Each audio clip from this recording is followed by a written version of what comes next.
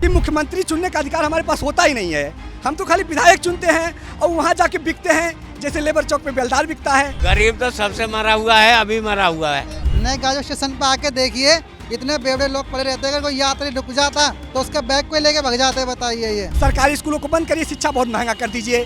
10-15% लोगों के बच्चे पढ़ेंगे और वही 10-15% लोगों के बच्चे 140 करोड़ आबादी पे शासन करेंगे।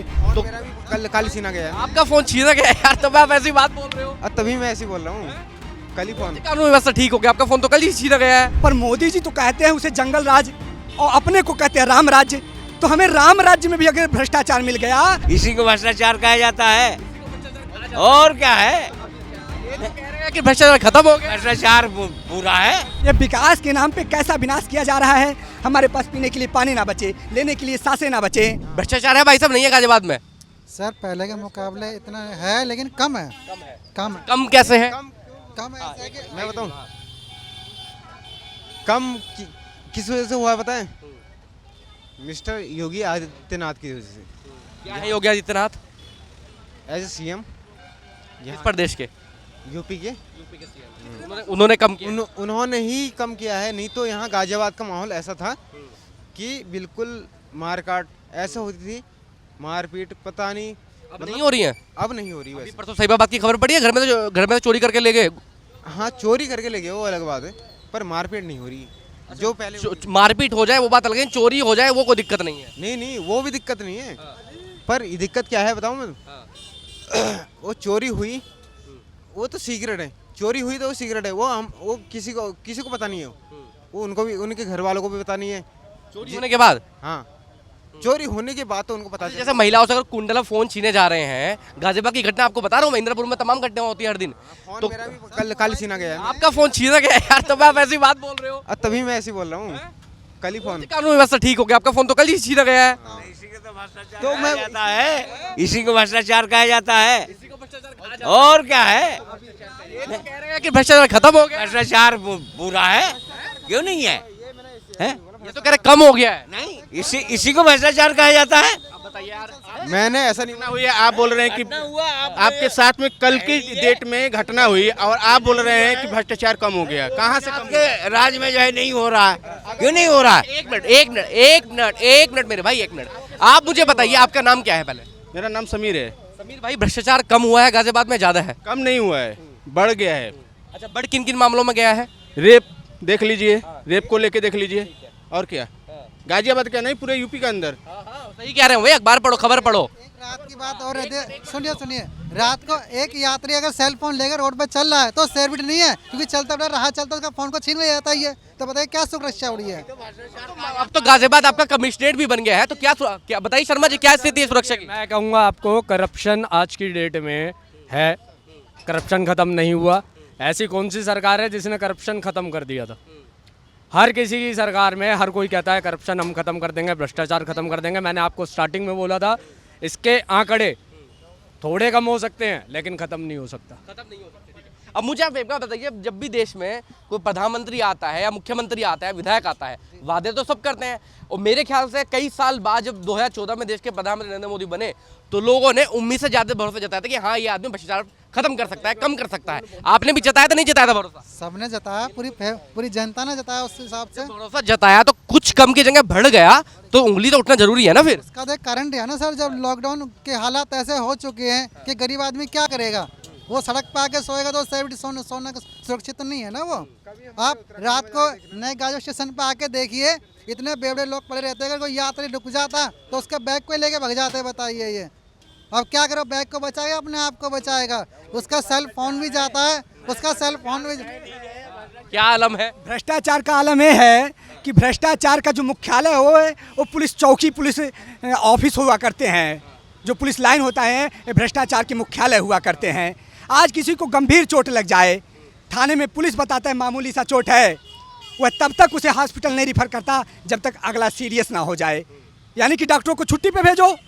जब किसी गंभीर चोट को मामूली बताने का पावर पुलिस को मिल गया, अथॉरिटी, यानी डॉक्टरों को, सरकारी डॉक्टरों को छुट्टी पे भेजो। क्या नाम है आपका? नाम बताइए मुझे। शांत मिश्रा। तो मिश्रा जी, क्या पूरा सिस्टम बदलना चाहते हो क्या? नहीं, सिस्टम नहीं, कांग्रेस का सरकार था तो उसे तो इसीलिए जनता ने बदला कि उनमें भ्रष्टाचार था।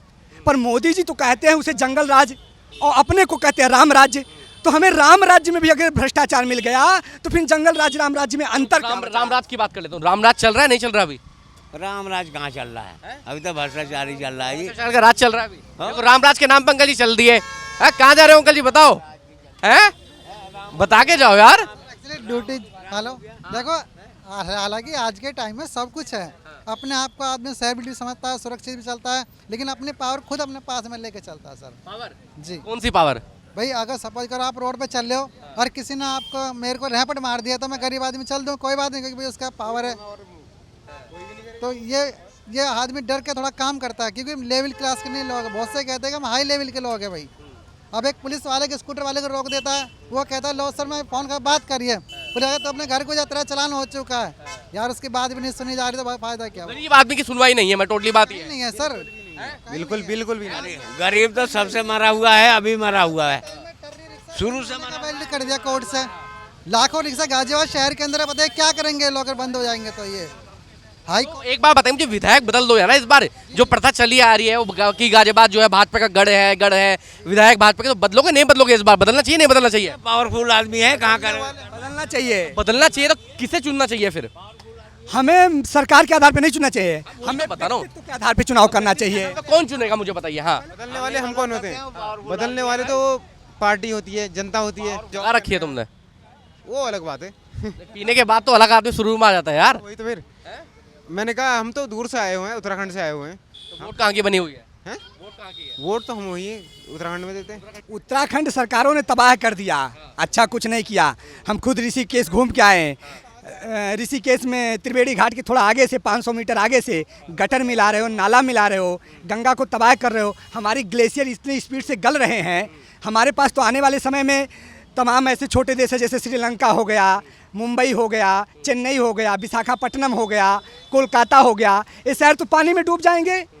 सदी के अंत तक इन शहरों की सबसे ऊंची इमारतें पानी के 3 फुट अंदर होंगी। और ऐसी परिस्थिति में जब हमारे चारों तरफ आग लगा है तो आप पानी की जगह डीजल पेट्रोल का छिड़काव कर रहे हो। कर उत्तराखंड को इतनी रेड स्लाइड की घटनाएं कभी उत्तराखंड में हुई? पिछले दिनों में जितने पहाड़ खसक रहे हैं, लोग मर रहे हैं, पहले कभी हुआ? ये विकास के नाम पे कैसा विनाश किया जा रहा है। हमारे पास पीने के लिए पानी ना बचे, लेने के लिए सांसें ना बचे, न जाने कब आसमान से पानी बरसे, ना जाने कब आसमान से आग बरसे।